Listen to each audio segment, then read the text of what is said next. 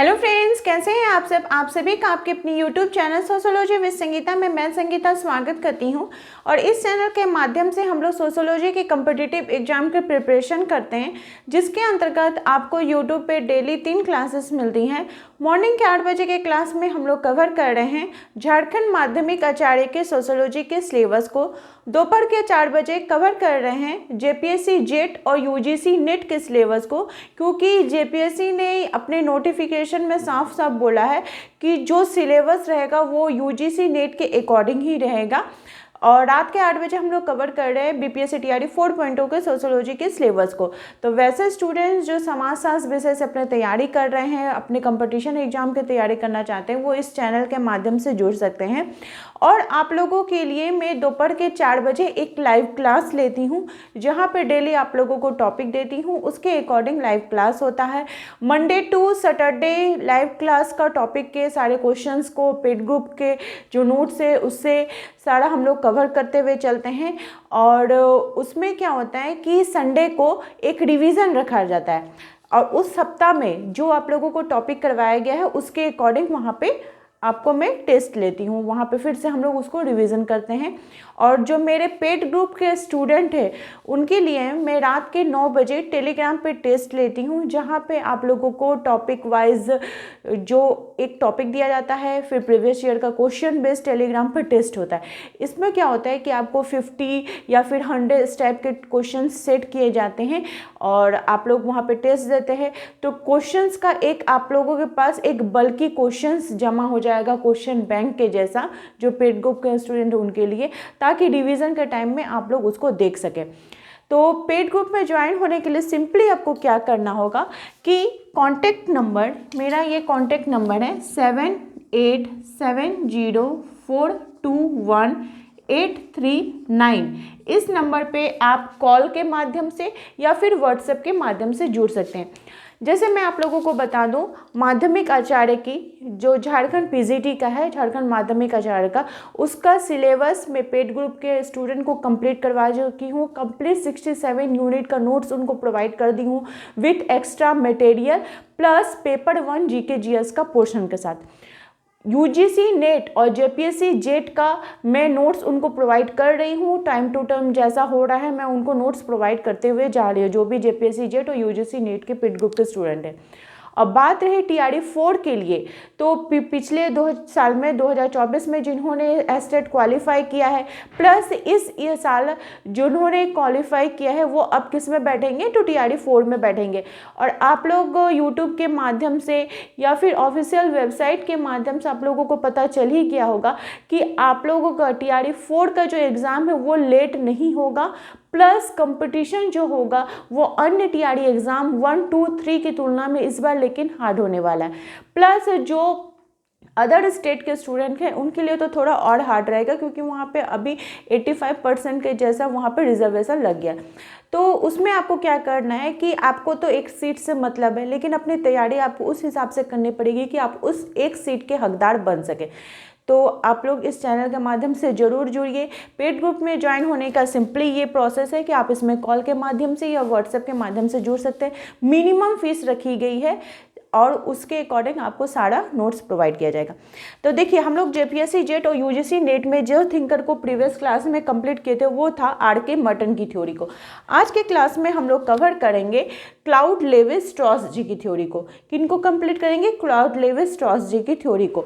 तो जैसा कि मैं हर एक क्लास में बताती हूँ कि किन्हीं की भी क्लास को स्टार्ट करने से पहले उनकी हम लोग बायोग्राफी देखेंगे, उनसे रिलेटेड इंपॉर्टेंट बुक्स को देखेंगे, क्योंकि उनका जो थ्योरी होता है ना वो उन्हीं बुक्स में रहता है, ताकि हम लोगों को पता चल सके कि उन्होंने कौन कौन से सिद्धांत दिए। जैसे बात की जाए क्लाउड लेविस स्ट्रॉस की, तो ये इनका थ्योरी है, कुछ इंपॉर्टेंस थ्योरी है।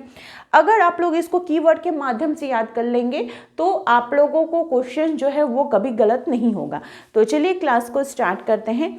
क्लाउड लेविस स्ट्रॉस जी का महत्वपूर्ण कथन है कि सामाजिक संरचना का आनुभाविक वास्तविकता से कोई लेना देना नहीं है। जो सामाजिक संरचना है ये हमारी आनुभाविक वास्तविकता से इसका कोई लेना देना नहीं है।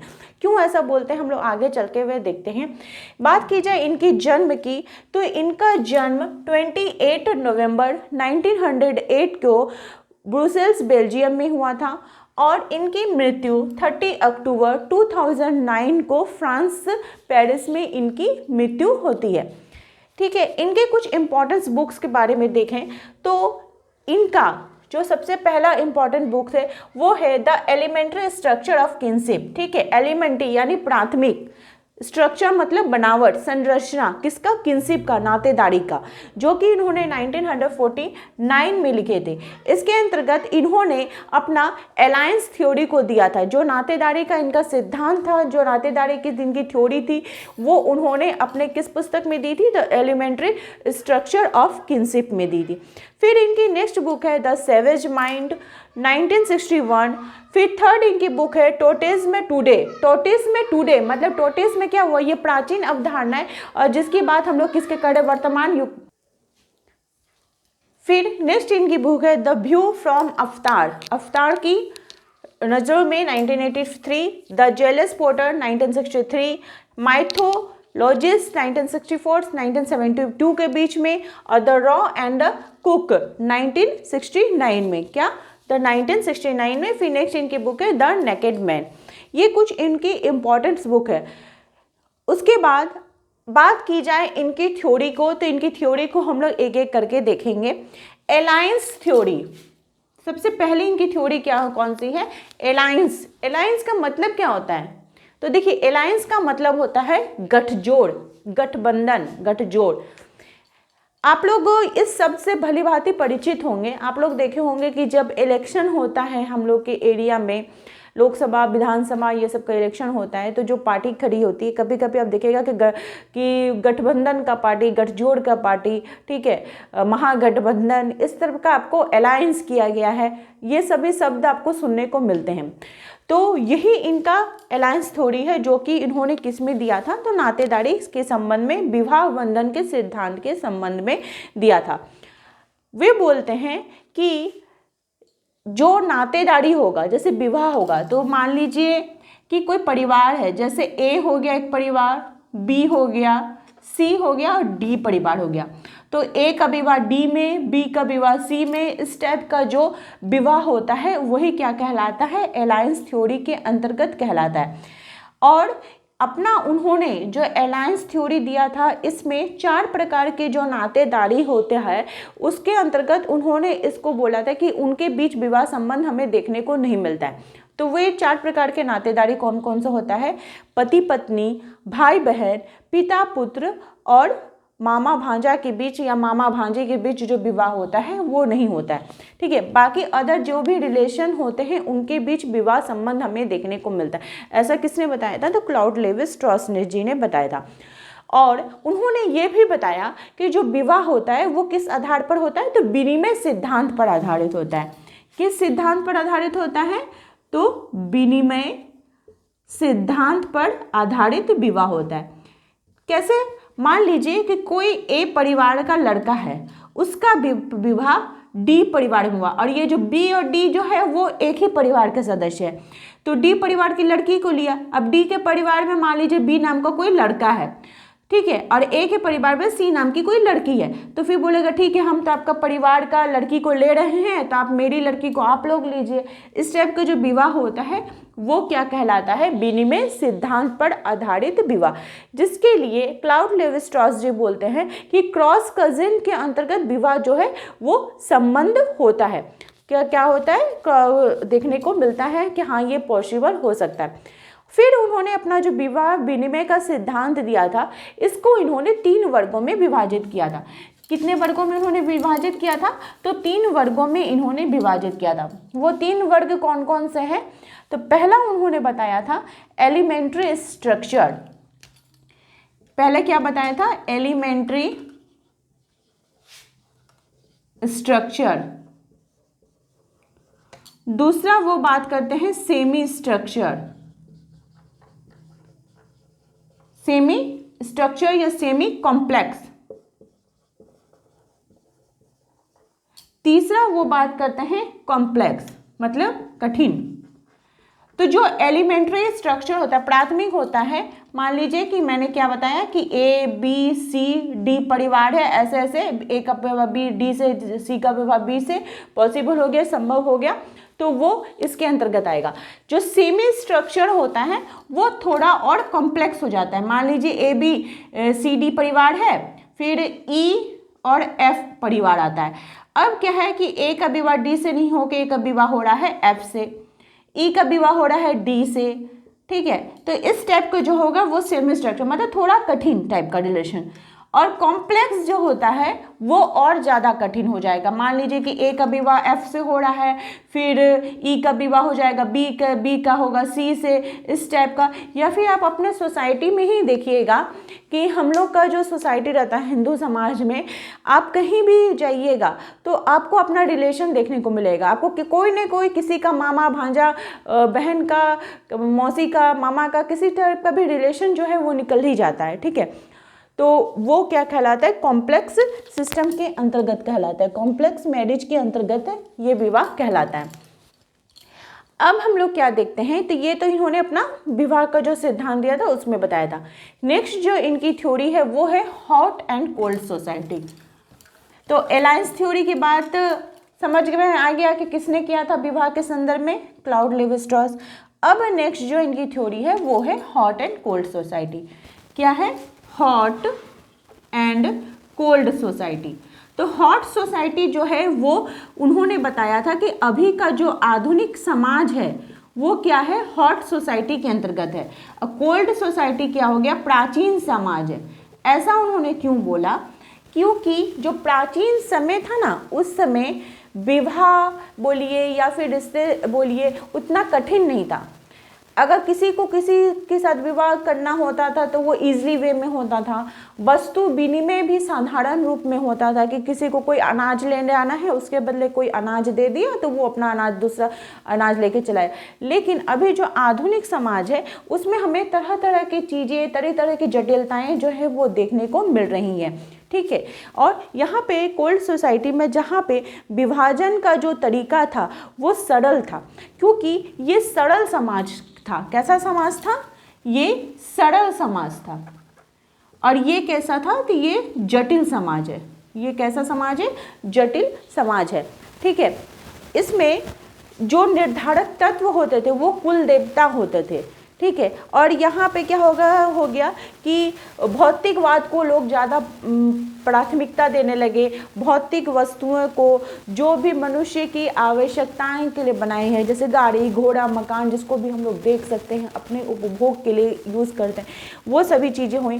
प्राचीन काल में आपको इतनी ये सभी चीज़ें देखने को नहीं मिलती थी। लोग साधारण जीवन, साधारण उनका जीवन शैली था, तो ये सभी चीज़ें मिलती थी। यहाँ पे भौतिकवाद जो है वो ज़्यादा देखने को मिला। क्या देखने को मिला, भौतिकवाद जो है वो हॉट सोसाइटी में ज़्यादा देखने को मिला। कोल्ड सोसाइटी में क्या हुआ, आपको टोटमवाद ज़्यादा देखने को मिला। क्या देखने को मिला, टोटमवाद। देखिएगा टोटमवाद में क्या होता है कि कोई एक पेड़, कोई एक जानवर, कोई एक पशु को लेकर जो सभी लोग उसको फॉलो करते थे, कोई एक समूह के लोग, तो वो एक टोटम के कहलाते थे, जो भी धार्मिक चीज़ होता था। तो ये सभी चीज़ें यहाँ पे ज़्यादा देखने को मिली। और यहाँ पे भौतिकवादिता आपको ज़्यादा देखने को मिले, जिससे आर्थिक मानव की उत्पत्ति हुई। किसकी उत्पत्ति होती है, तो आर्थिक मानव की उत्पत्ति यहाँ पे हमें देखने को मिलती है। किसकी उत्पत्ति, आर्थिक मानव की देखने को उत्पत्ति मिलती है। तो ये था इनका हॉट एंड कोल्ड सोसाइटी। क्या था, हॉट एंड कोल्ड सोसाइटी। अब इनकी नेक्स्ट थ्योरी की तरफ हम लोग बढ़ते हैं, थ्योरी नंबर इनका 3। आई होप आप लोगों को क्लास अच्छी प्रकार से समझ में आ रही होगी। हाँ, अब इनका हम लोग नेक्स्ट जो थ्योरी है वो है स्ट्रक्चरल फंक्शनलिज्म, यानी संरचनात्मक प्रकार्यवाद, ठीक है। संरचनात्मक प्रकार्यवाद, ये सिद्धांत को हम लोग देखते हैं। क्लाउड लेवी-स्ट्रॉस जी ने अपना परिभाषा में उन्होंने बताया है कि सामाजिक संरचना का जो संबंध है वो किसी भी प्रयोग सिद्ध वास्तविकता से नहीं अपितु उन प्रारूपों से है। प्रारूप के अंतर्गत आ जाएगा आपका सांचा, ढांचा से है, जो कि संरचना को विकसित करने में मदद करते हैं। ऐसा किसने बताया, तो क्लाउड लेवी-स्ट्रॉस जी ने बताया था। इनकी प्रमुख पुस्तक the elementary structure of kinship में इन्होंने इसके संदर्भ में बात की थी। वे बोलते हैं कि सामाजिक संरचना या सामाजिक ये जो संरचनात्मक प्रकारवाद है वो आखिर है क्या। तो ये सामाजिक संरचना क्या होती है, वास्तविक नहीं होती है। सामाजिक संरचना अंतर संबंधों से बनी होती है। सामाजिक संरचना के जो आंतरिक बनावट होती है उसमें हमें परिवर्तन देखने को मिलता है। सामाजिक संरचना को समझने के लिए भाषा की यथार्थकता को हमें समझना पड़ेगा। समाज की जो संरचना है हमको वो समझना है, तो वहाँ के लोग जो रह रहे हैं किस प्रकार की भाषा का प्रयोग करते हैं, कैसा उनका जीवन शैली, उसको हम लोग को समझना पड़ा है।